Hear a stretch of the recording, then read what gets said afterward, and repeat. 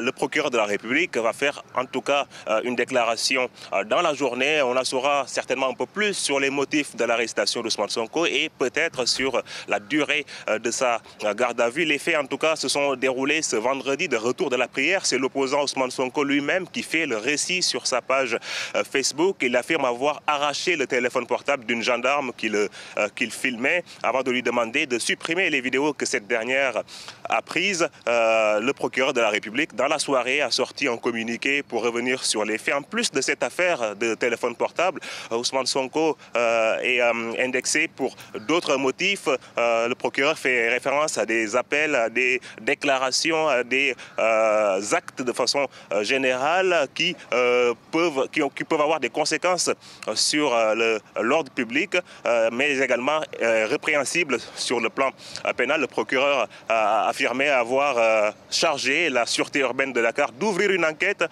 pour des crimes et délits visant Ousmane Sonko. Plusieurs réactions depuis l'arrestation de l'opposant, notamment de son parti, le parti Pastef Les Patriotes, mais également de sa coalition, la coalition d'opposition Yewwi Askan Wi, qui appelle à la libération immédiate de l'opposant, mais également appelle leurs partisans à se mobiliser. Est-ce que cela risque de rendre sa candidature impossible à la prochaine élection présidentielle ? Écoutez, là également, on n'en sait pas encore plus. Il faudrait qu'il y ait des condamnations définitives dans les différentes affaires judiciaires dans lesquelles l'opposant est impliqué. La première affaire judiciaire, c'est celle de l'appel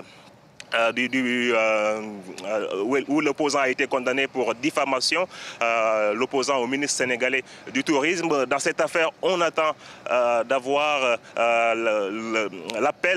le résultat de l'appel à la Cour suprême.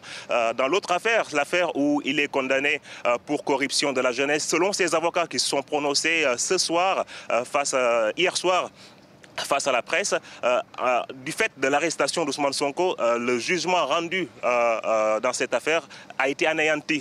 Selon ses avocats, c'est selon la loi, ils font référence à la loi et donc on attend de savoir quelle suite va donner à cette affaire et bien évidemment à cette nouvelle affaire judiciaire sur l'histoire du vol du téléphone portable, mais également sur l'appel à l'insurrection. Voilà. Pour le moment, on en est là, on attend de savoir, sachant que la liste des candidats pour la présidentielle n'est pas encore connue. Il faudrait déjà que le processus du parrainage démarre au mois d'août et c'est au mois de janvier et décembre qu'on saura définitivement qui sera candidat à la présidentielle ou pas.